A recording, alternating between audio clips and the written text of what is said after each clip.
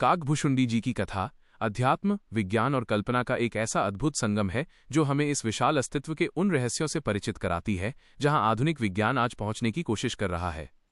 योग वाशिष्ठ और गर्ग संहिता के आधार पर काकभुशुंडी जी का चरित्र हमें मल्टीवर्स, बहुब्रह्मांड और काल भ्रमण, टाइम ट्रैवल की एक ऐसी यात्रा पर ले जाता है जो बुद्धि को चकित कर देती है।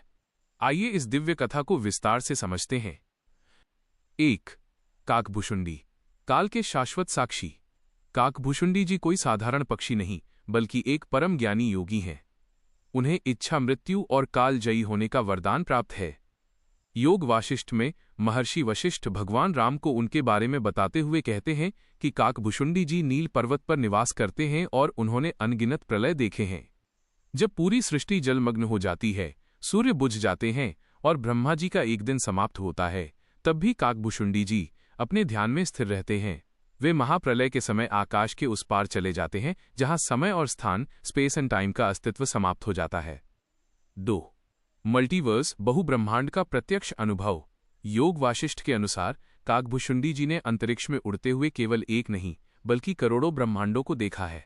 वे बताते हैं कि ये ब्रह्मांड एक विशाल समुद्र की तरह है जिसमें अनगिनत बुलबुले तैर रहे हैं और हर बुलबुला अपने आप में एक अलग ब्रह्मांड है।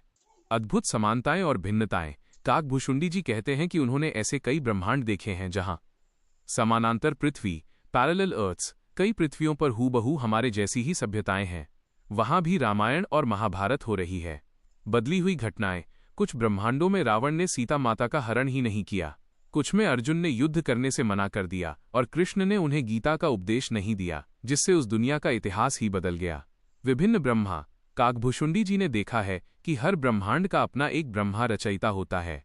किसी ब्रह्मा के 4 सिर हैं, किसी के 100 तो किसी के 1000। ये इस बात का प्रमाण है कि हर ब्रह्मांड की क्षमता और जटिलता अलग अलग होती है। 3. राम के मुख में ब्रह्मांड दर्शन, एक वैज्ञानिक दृष्टिकोण। काकभुशुंडी जी की कथा का सबसे रोमांचक हिस्सा वो है जब वे भगवान राम की बाल लीला देख रहे थे। उनके मन में संदेह हुआ कि क्या यह बालक वास्तव में परब्रह्म हैं। तब भगवान राम ने उन्हें पकड़ने के लिए हाथ बढ़ाया। काकभुशुंडी जी पूरी शक्ति से उड़े।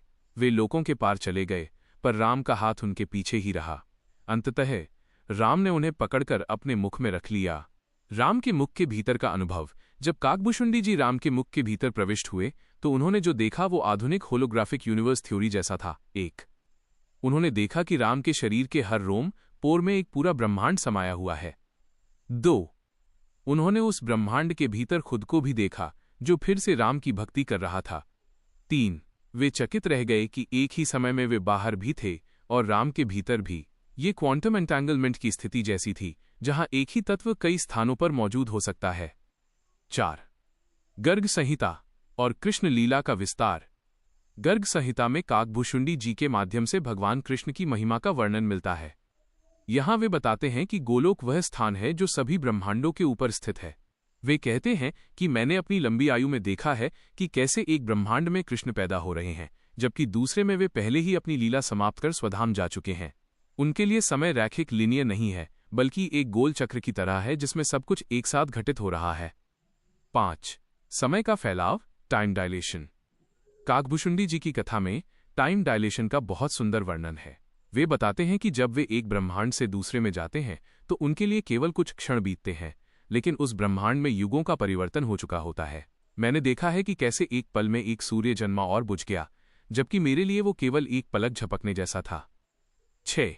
11 बार की सृष्टि का अनुभव। काकभुशुंडी जी ने महर्षि वशिष्ठ को बताया कि उन्होंने 11 बार सतयुग, त्रेता, द्वापर और कलियुग का चक्र पूरा होते देखा है। उन्होंने 8 बार समुद्र मंथन की घटना देखी है और हर बार निकले हुए रत्नों का क्रम अलग था।